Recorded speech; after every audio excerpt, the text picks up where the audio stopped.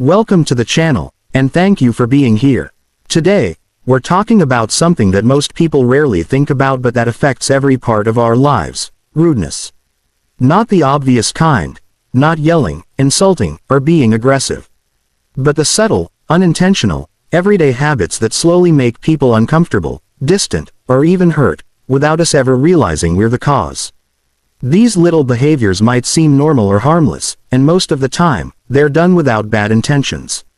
But still, they can leave a lasting negative impression.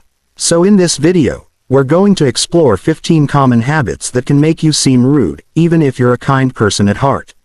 If you're trying to build stronger relationships, create a positive image at work, or simply be more self-aware in your day-to-day interactions, this is for you.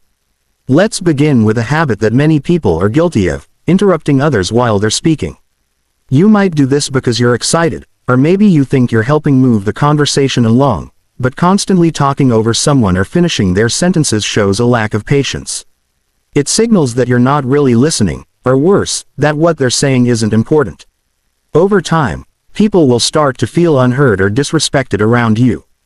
Next up is something we're all guilty of at some point: checking your phone during conversations. It seems innocent, just a quick glance or a reply to a message. But to the person you're talking to, it feels like you're mentally somewhere else. It breaks the flow of connection and silently says, "This screen is more important than you." In social situations, eye contact, presence, and attention go a long way. Even a few seconds of screen distraction can feel like rejection. Another small but crucial detail is forgetting to say, "Please," and "Thank you." These simple words might seem old-fashioned to some, but they carry powerful energy. Saying, "Please," shows respect, and saying, "Thank you," shows appreciation. Without them, your requests can sound like commands, and your interactions can feel cold. People notice when you consistently use polite language, and they also notice when you don't. Now let's talk about one-word responses. When someone asks how your day was and you reply with, "Fine," or "Whatever," or "Okay," it doesn't leave room for real connection.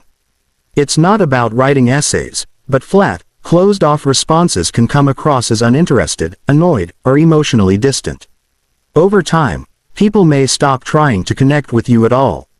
This is especially true when someone is opening up about something personal or vulnerable. Offering minimal reactions in those moments feels like emotional neglect. Failing to acknowledge people when they enter a room or join a group is another surprisingly rude habit. Even a simple "hi" or nod can make someone feel seen. Ignoring them completely, whether out of shyness, distraction, or forgetfulness, can make them feel invisible. Humans crave recognition, even in small moments. And the habit of talking too much about yourself is something many people do without realizing it. It's natural to want to share stories and experiences, but if you never ask others about themselves, it comes off as self-absorbed. You may not mean to dominate the conversation, but if people always leave feeling like they only heard about your life, they may stop engaging altogether. Closely related to that is not really listening. Maybe you nod your head, say, "Uh-huh," and wait for your turn to talk. But genuine listening means giving your full attention, mentally and emotionally. People can tell when you're just waiting for your turn to speak. And they feel unimportant when that happens. Over time, that erodes trust and connection. One of the biggest signs of inconsideration is being chronically late. Life happens, and we all run late sometimes. But when it becomes a pattern, when you're always the one keeping others waiting, it sends the message that you value your time more than theirs. Being punctual isn't just about time, it's about respect. Every minute someone waits for you is a minute they're giving up, and that deserves acknowledgement. Let's also talk about sarcasm. While it can be funny in the right context, sarcasm often comes with a sharp edge. Not everyone understands it or appreciates it, especially in emotionally sensitive moments. Overusing sarcasm can make you come off as cold, dismissive, or even cruel. Sometimes what you think is harmless joking can deeply hurt someone else. Then there's avoiding eye contact. For many, this is just shyness or habit, but in social interactions, it can come across as disinterest or dishonesty. Eye contact creates connection. It shows you're engaged, present, and trustworthy. Without it, conversations can feel distant and uncomfortable. Another boundary people often cross without realizing is invading personal space. Standing too close, touching someone without permission, or leaning in too much can make others feel anxious or disrespected. Everyone has different comfort levels, so it's important to be mindful. Respecting physical boundaries is part of respecting emotional ones. Now picture this. You're in a quiet cafe or public space, and someone is talking loudly on the phone.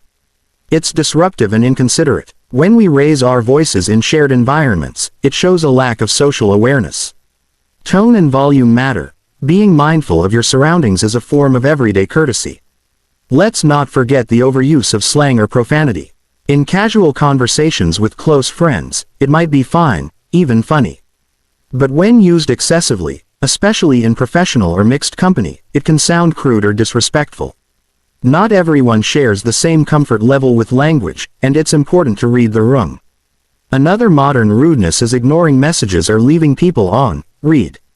We're all busy, but when you never respond or take days without explanation, people feel unimportant or forgotten.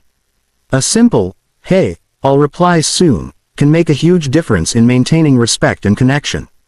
And finally, perhaps one of the most damaging habits of all, acting like you're always right. Nobody likes a know-it-all. When you refuse to admit mistakes, shut down opposing views, or insist on having the last word, it doesn't make you look smart, it makes you look arrogant. Being open to feedback, admitting when you're wrong, and showing humility are signs of strength, not weakness. If you always need to win every argument, you'll end up losing relationships instead. The truth is, these 15 habits, while small, can have a big impact on how others see you. You might be a genuinely kind, caring person, but if these behaviors go unchecked, they can make people feel hurt, disrespected, or unwelcome in your presence. The good news: every single one of these habits can be changed. All it takes is awareness, honesty, and a willingness to grow. It's not about being perfect, it's about being thoughtful. The way you make people feel is what they'll remember the most. So be the kind of person who brings warmth, not tension. Kindness, respect, and self-awareness go a long way in building trust and meaningful connections in every area of life. Thank you so much for watching. If you found this video helpful, please consider liking, subscribing, and sharing it with someone who might need to hear this message. And remember, you never know who's silently struggling with how they're being treated. Be the reason someone feels respected, heard, and valued today.